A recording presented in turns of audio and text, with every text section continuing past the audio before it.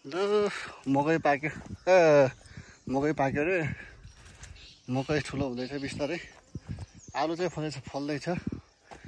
अहिले हेर्न फुल खेल्दैछन् अलि चाहिने भइसकेछ यो चाहिँ रातो आलुको चाहिँ यो निलो फुल हुन्छ सेतो आलुको चाहिँ सेतो फुल हुन्छ है पाट्यो यसको बारेमा थाहा नभएको जानकारी अहिले म चाहिँ शिख गाउँको एकदमै राम्रो खेती गर्ने ठाउँ खेतीयोग्य ठाउँ उपल्लो सराको यो दृश्य है त सबैले लगाछन् आलु लगाछन् मकै लगाएको छन् तिथरा कराउँदैछ लौसाले सिगरेट भन्दै हरियाली छाएको छ फेरि लौसाले सिगरेट भन्यो यस्तो छ अब म बारीतिर जान लाग्यो है त सबै घाँस उम्रेर अब बर्खामा जुगा पनि अलिअलि लाग्छ बर्खाको साथी यही गमबुट हो मजाले फुलहरू फुल्दैछ नि यस्तो छ चराचुरुङ्गीले गुण लाउने समय पनि यति बेला हो रे कतिपय त भुर्काइसक्यो अब त भेटिन गाह्रो पर्छ गुँडहरू चाहिँ पर बसेर लौसाले सिगरेट हुँदैछ पर बसेछ ऊ दौड्यो मादेखि त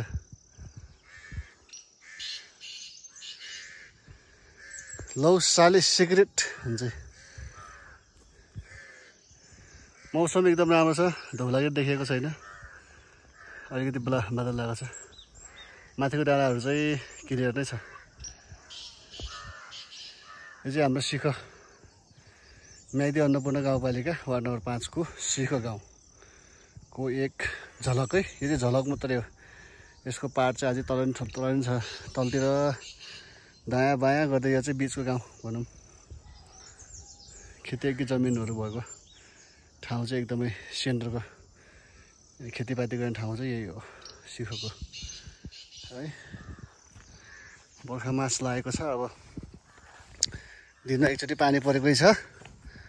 अहिले चाहिँ मजाले पानी परेको छैन यस्तो मजाले फुलहरू फुलिरहेको छन् घाँस अब यो दाउरामा छर्नु पाइएन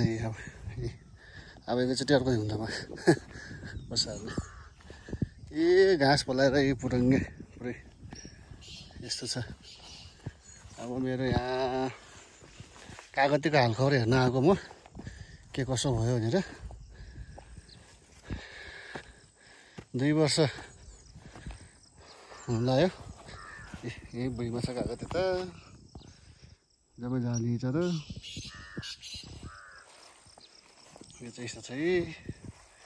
यो झारसार फालिदिनु आएको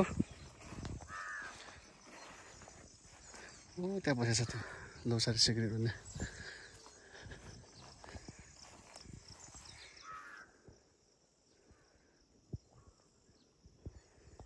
कागतीको बुटा कोही सरेको छ कोही सर्नु लाछन् यस्तै छ कोही चाहिँ यता सरिरहेको छ जमिन मौसम एकदमै तातो भएको हिसाबले उसो हुन्छ भनेर कागती पनि हुन्छ होला ट्राई गर्न लाग्यो हेरौँ के कसो हुन्छ है लौसाले सिगरेट भन्ने त चरा चाहिँ हो त्यही हो है म देखाउने प्रयास गर्छु त्यहाँ लुक्यो यहाँ लुकेछ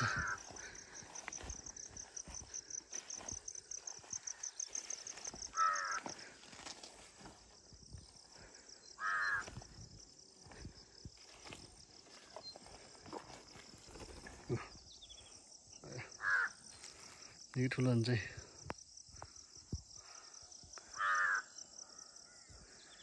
दृश्य मजाले घाम लागेको छ। ल ओके, यो चाहिँ गाउँघरको हालखबर यस्तै छ, हरियाली।